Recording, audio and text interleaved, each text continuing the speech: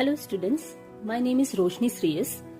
This is the fourth and final part video on the chapter What Secularism is and is not by Romila Thapar. This chapter is part of the course titled Writings on Contemporary Issues, Foundation Course for first semester BA/BSc students under Kerala University. The textbook prescribed for this course is Thoughts of Our Times. In this paragraph, Romila Thapar talks about the origin and evolution of religion. Religion എന്ന വാക്ക് old ഫ്രഞ്ചിൽ നിന്നും ഉള്ളൊരു വേർഡാണ്, meaning sense of moral obligation. റിലീജിയന്റെ തുടക്കം എങ്ങനെയാണ്? Religion had originated as a personal emotional need. ഓരോരുത്തരുടെയും വ്യക്തിപരമായ ഒരു വൈകാരിക ആവശ്യകതയായിട്ടാണ് റിലീജിയന്റെ തുടക്കം. It was more spiritual in nature, ആത്മീയം ആയിരുന്നു. This was then extended to explanations of how one experienced life and beyond and how the universe functioned. This was all attributed to a supernatural power who was held in awe. Human beings are curious about stuff. മനുഷ്യർക്ക് ഒരു കൗതുകം, ജിജ്ഞാസയുണ്ട്. അതുകൊണ്ട് അവർക്ക് ചുറ്റുമുള്ള ലോകത്തെക്കുറിച്ച് ഒരുപാട് ചോദ്യങ്ങളുണ്ടായിരുന്നു. ഈ ലോകം എങ്ങനെ ഉണ്ടായി? പ്രകൃതി ദുരന്തങ്ങൾ എങ്ങനെ സംഭവിക്കുന്നു? മരണം കഴിഞ്ഞെന്താണ്? അസുഖങ്ങൾ ഉണ്ടാവുന്നത് എന്തുകൊണ്ട്? ഇങ്ങനെയുള്ള ചോദ്യങ്ങൾക്ക് ഉത്തരം പറയാൻ അവർ റിലീജിയൻ ഉപയോഗിച്ചു. റിലീജിയനും അതുമായി ബന്ധപ്പെട്ട് ഒരു സൂപ്പർ നാച്ചുറൽ പവർ, അമാനുഷിക ശക്തിയാണ് ഇതിന്റെയൊക്കെ പിന്നിൽ എന്ന ഒരു എക്സ്പ്ലനേഷൻ അവർ കൊടുത്തു. Consider this notion of God among Australian Aboriginals, for instance. 4000 BC, Arnhem Land, Australia. An Aboriginal Australian paints an image of a serpent on a rock. The so-called Yingana serpent is a key part of Aboriginal religion. This creature and a few other associated divine serpents are worshipped for having done everything, created the sky, the lagoons, the mountains, they coloured the birds, they decreed laws relating to marriage, food distribution and death ceremonies. The serpents also generate rain and storms when anyone breaks the rules of the tribes. The belief structure of the early Australians is almost identical to that found in primitive religions pretty much everywhere around our planet. Religion has its origins in a desire to explain a very confusing world. It is a wild projection onto the natural realm of all kinds of human concerns. It becomes the focus of rituals to appease the possibly angry gods. Offerings are made in return, one hopes, for favours and kindness. Always there is the terror of death and the hope that the worst of it can be handled by an alliance with the gods. One comes away from the study of primitive religions full of compassion for the terrors and confusion that were responsible for generating these beliefs and for the frightening ignorance in which our forebears were fated to live. But one also comes away with respect for our own psychological ingenuity, for our cleverness in telling ourselves stories to calm ourselves down, hold the community together, and deal with the unknown. Gradually, however, this personalized religion became a complex, organized religion and took the form of institutions ambitious to control society and politics. പതുക്കെ ഈ personalised religion change ആവാൻ തുടങ്ങി. It became a complex, organized religion. Organized religion, also known as institutional religion, is a religion in which belief systems and rituals are systematically arranged and formally established. Organized religion is typically characterized by an official doctrine, a hierarchical or bureaucratic leadership structure, and a codification of rules and practices. And this organized religion was eager to control society and politics. സമൂഹത്തെയും രാഷ്ട്രീയത്തെയും ഒക്കെ നിയന്ത്രിക്കാൻ ആകാംക്ഷയുള്ള ഒരു പ്രസ്ഥാനമായി സംഘടിത മതം വളർന്നു. With this change, religion became powerful both as the focus of belief and as an authority controlling social institutions through various religious organizations. In some places, its power paralleled that of the governing authority, the state. അനുഷ്ഠാനങ്ങളും വിശ്വാസങ്ങളും മാത്രമല്ല, power, അധികാരം, അതും religion കിട്ടി. ചിലയിടങ്ങളിൽ governing authority തന്നെ റിലീജിയനായി മാറി. Now, the ruling political party of India since 2014 has been BJP, whose policy has historically reflected Hindu nationalist positions. However, India at its core is secular. പക്ഷേ ലോകത്ത് തിയോക്രാറ്റിക് ഗവൺമെന്റ്, മതാനുഷ്ഠിത ഭരണമുള്ള സ്ഥലങ്ങളുമുണ്ട്. Like Vatican City, Saudi Arabia, etcetera. So personal emotional നീഡായി തുടങ്ങിയ ഒന്ന് religion, അത് വളർന്ന് ഇപ്പോൾ ഭരണശക്തിയുള്ള ഒന്നായി മാറി.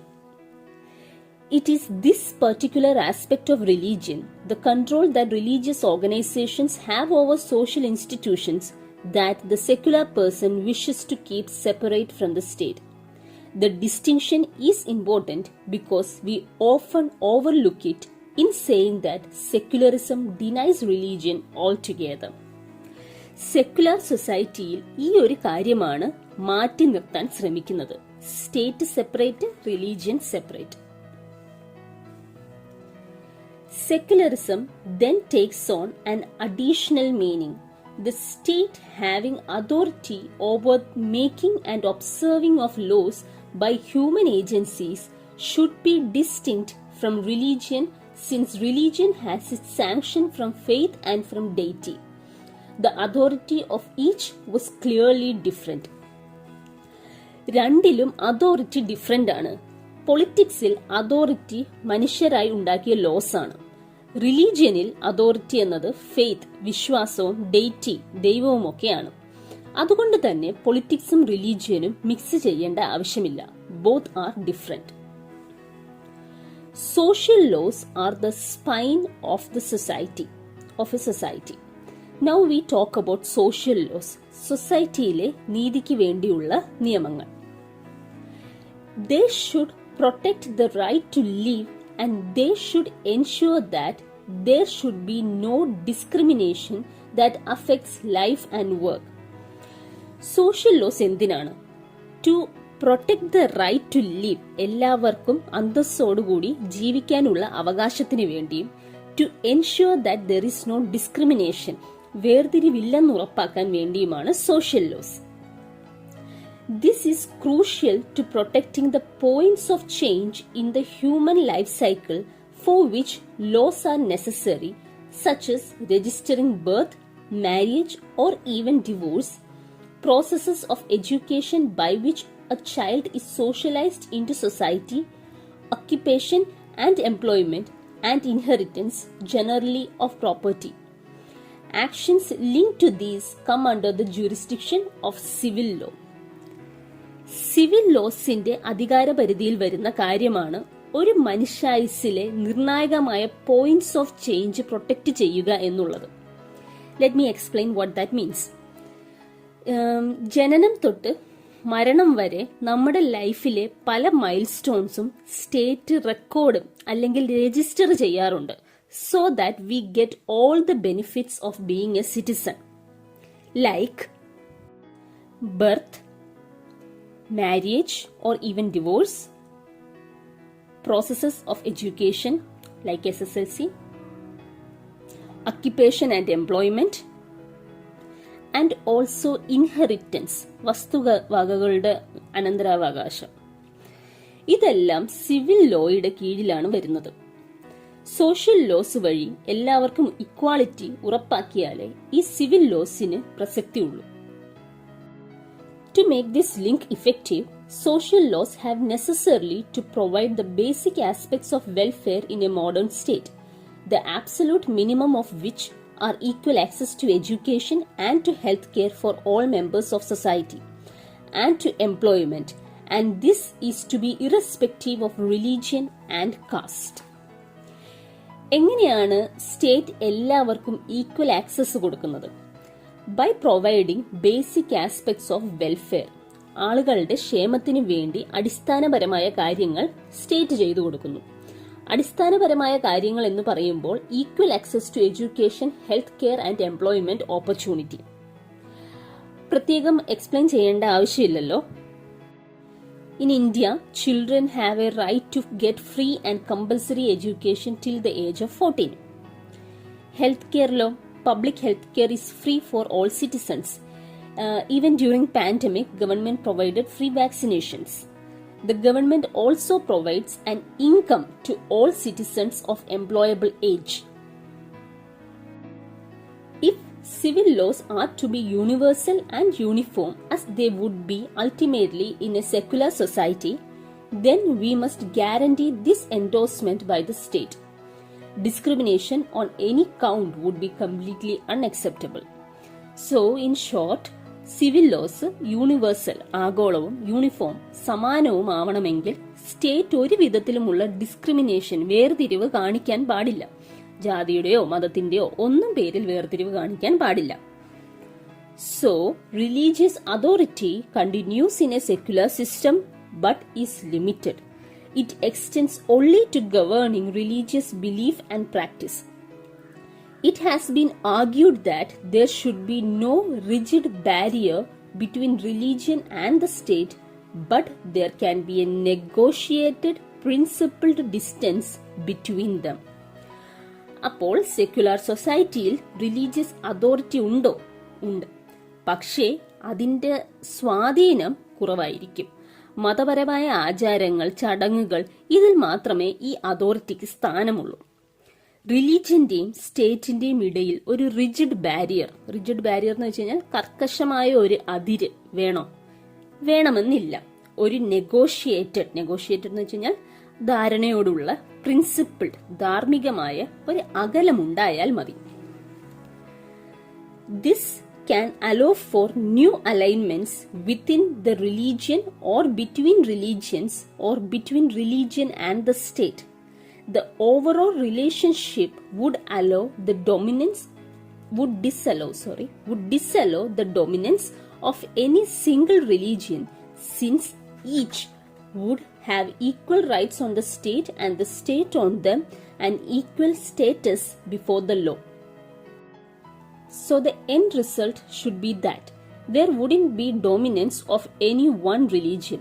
ഒരു റിലീജിയന്റെ മേൽക്കോയ്മ ഉണ്ടാവില്ല. എല്ലാ റിലീജിയനും സ്റ്റേറ്റിന്റെ മേൽ ഈക്വൽ റൈറ്റ്സ്, സ്റ്റേറ്റിന് എല്ലാ റിലീജിയൻസിന്റെ മേൽ ഈക്വൽ റൈറ്റ്സ്, എല്ലാ റിലീജിയനും നിയമത്തിന്റെ മുന്നിൽ equal. Nevertheless, there is a degree of stipulated separation in this arrangement in as much as religious authority would no longer be controlling social laws. നേരത്തെ പറഞ്ഞല്ലോ, സ്റ്റേറ്റിനും റിലീജിയനും തമ്മിൽ കർക്കശമായ അതിര് വേണ്ട, എന്നാൽ ഒരു സ്റ്റിപ്പുലേറ്റഡ് സെപ്പറേഷൻ വേണം താനും. സ്റ്റിപ്പുലേറ്റഡ് സെപ്പറേഷൻ എന്ന് വെച്ച് കഴിഞ്ഞാൽ നിർദ്ദിഷ്ടമായ ഒരു അകലം. അതുവഴി റിലീജിയൻ സോഷ്യൽ ലോസ് കൺട്രോൾ ചെയ്യാതെ ഇരിക്കും. Here is another book suggestion for you guys. Annihilation of Caste by B.R. Ambedkar. It's a very small tiny book that was written in 1936 but is still relevant today. It criticizes the Hindu caste system and Ambedkar tells us how to get over that system. It's worth reading. You can also check out my quick revision video for this chapter. The link is in the description below. Thank you and have a nice day.